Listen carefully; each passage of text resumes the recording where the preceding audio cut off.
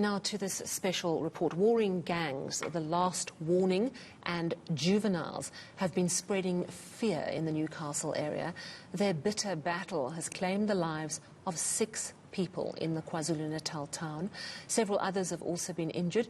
Checkpoint producer Sebe Buthelezi and cameraman Tsepo Dlamini spent nearly a week in Newcastle speaking to all sides affected by the violence.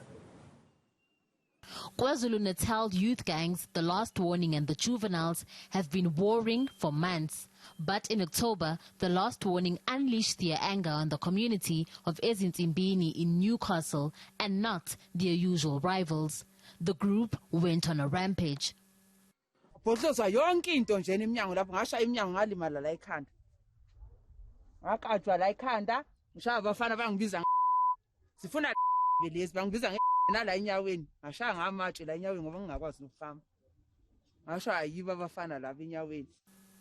At Mamdlovu's home, the gang damaged her son's car. The windscreen shattered and his tires were slashed. TV bayilatha lapha phandle bathatha nebhetri emoto baphatlaza kwamoto mafastela seladini lami konke nje akukho nje right. Months earlier, these videos surfaced on social media with gang members in their numbers carrying deadly weapons, hurting anyone in sight.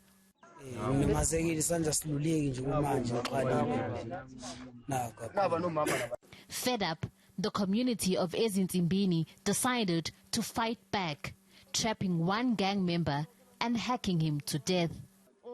And then mangabe bemchaza lo mfana lo owabulawa ukuthi waye kanjani, like bathi ikhanda lakhe laliseke kathathu, ubuchopho buphumele ngaphandle neso lingaphandle, like mangabuzwa leyo nto leyo, like ubulwane, right? So mangabe realize ukuthi like yini enenze lokho nifila kanjani?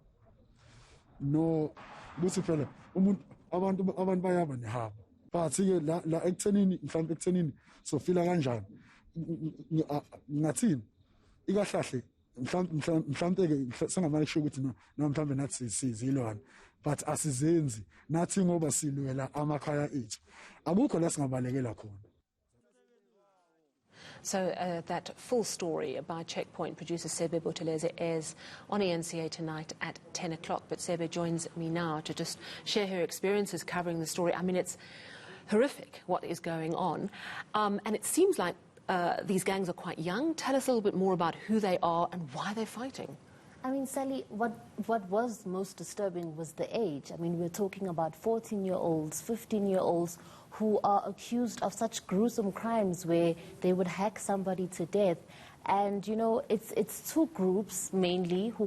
The first group calls themselves the Juveniles, and the other calls themselves the Last Warning. And it seems the war between them started on a soccer ground where they didn't like the outcome of the soccer match, and 2 of the players had tackled each other, and it has now spilled onto the community where we have 6 deaths, and it seems that the war is just ongoing over something we feel from the outside you'd think is as little as a soccer match. What does it speak about what's going on with the youth in that community? Are we talking about a situation where teenagers just have nothing going for them, they don't have any opportunities?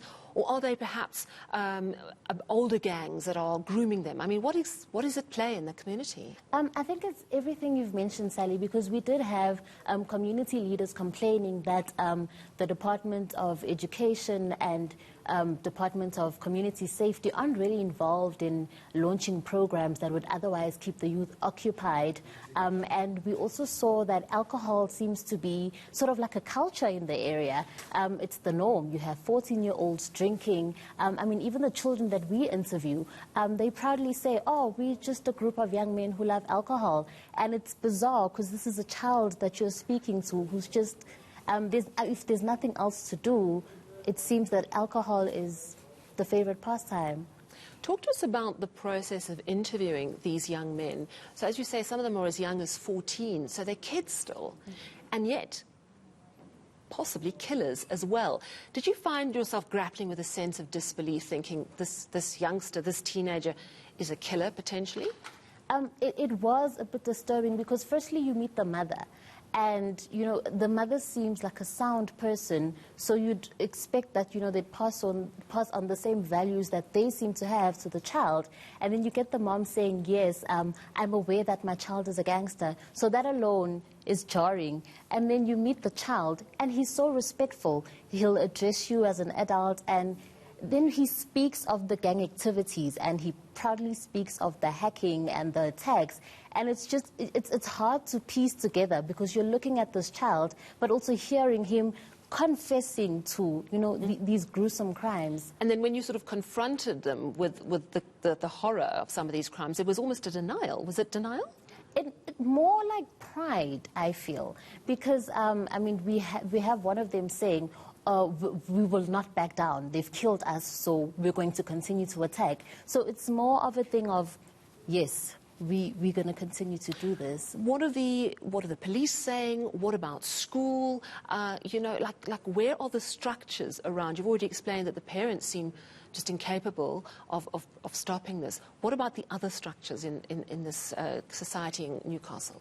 So in the last 2 weeks, because there's been so much noise in the media about this, there has been some police intervention. The Minister of Police, Begicele, did host an imbizo in the area where the community came forward to sort of complain about, you know, the issues in the area. But even then, the main complaint from the community was that the police seemed to be involved. I mean, they accused the police of giving drugs to these children to sell on their behalf. And so it's just a matter of, will there ever be proper policing if the police do, in fact, gain from this chaos? Absolutely insane. And it sounds like it's a gripping episode of Checkpoint tonight. Sebe Buthelezi, thank you very much for such great reporting. And we'll be watching 10 o'clock this evening here on eNCA. That's a Checkpoint.